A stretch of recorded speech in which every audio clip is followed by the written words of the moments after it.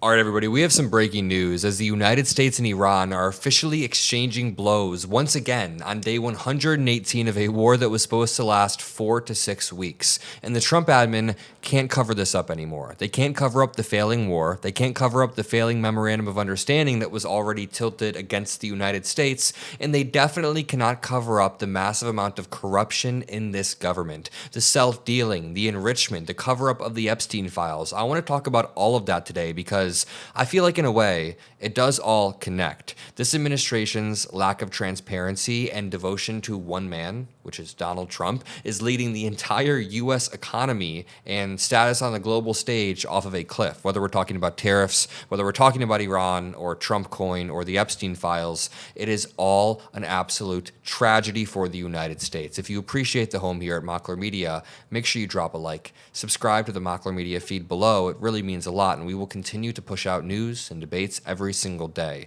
Let's start off with Marjorie Taylor Greene, appearing on Straight Shooter with Stephen A. Smith, calling out the Epstein files and saying that Trump must be hiding more.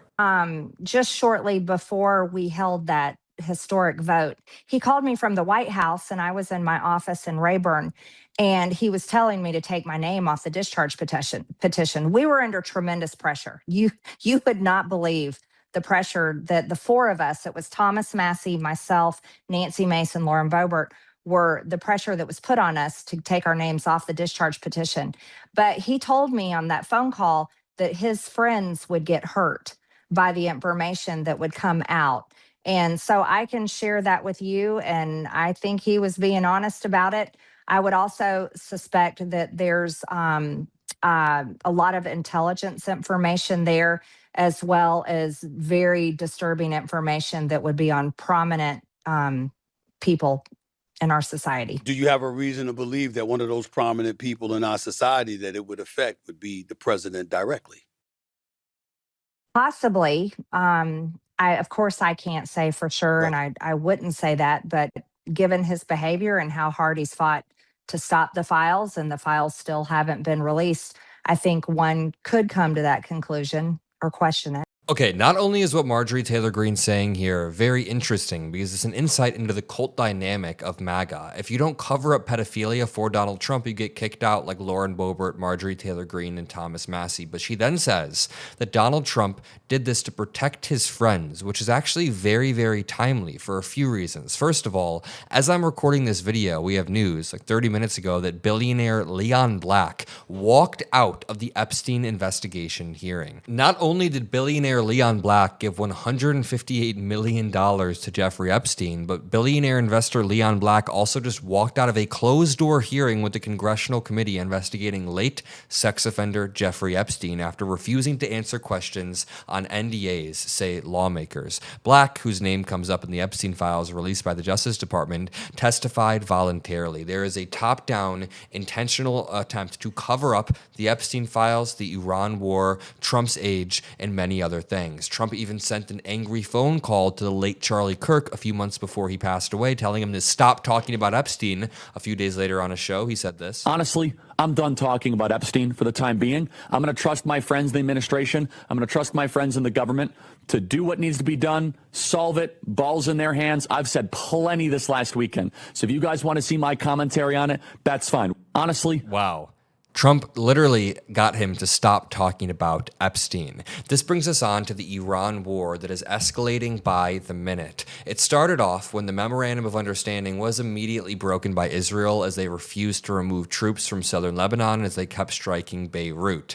Then Iran continues to strike as well in Strait of Hormuz with just drones or mines or pointing missiles at ships because the memorandum was bunked due to Israel and also due to Donald Trump breaking one of the clauses of the memorandum that specifically says you cannot threaten the other side. Iran wasn't threatening, but then Donald Trump sent out a bunch of texts and a bunch of Truth Social posts saying that we were going to obliterate Iran while J.D. Vance was negotiating, and Yeah, the memorandum of understanding was immediately bunked there as well. JD Vance, 2 times now, has flown internationally to try to come to some sort of agreement, only to see this war escalate almost immediately after. So, the sequence of events goes like this. Israel immediately screwed up the memorandum of understanding by continuing to strike Beirut and Lebanon, which was inherently tied to the memorandum. So then, Iran recloses the Strait of Hormuz in a rather humiliating manner and begins to strike ships, and earlier today, we learned from open source intel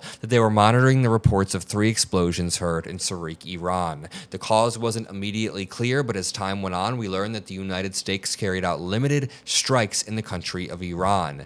We then learned that Iran is retaliating in the same day. Breaking. Iranian state media says the IRGC has targeted several locations of U.S. Army deployment in the Middle East following U.S. strikes on Iran. The IRGC says any further attacks by the U.S. will draw a broader response. The Trump admin is going to try to say we've won this war. They're going to try to cover this up in the same way they tried to cover up the Epstein files, in the same way they are covering up Trump's age every single day, but we will not let them do that. To continue, JD Vance then says, Iran signed a ceasefire agreement. We have honored it. If they have disagreements about how the MOU is being applied, they can pick up the phone. But violence will be met with violence. Homie, you guys didn't honor it. One of the clauses specifically says that Trump can't threaten the other side, and he did that. He broke that clause. One of the clauses specifically says that Israel has to pull out of southern Lebanon, and they didn't do that. They broke that clause. One of the clauses says that they can't strike into the heart of Beirut anymore or Lebanon at all, and they kept on striking, therefore breaking that clause. JD Vance is lying through his teeth right there.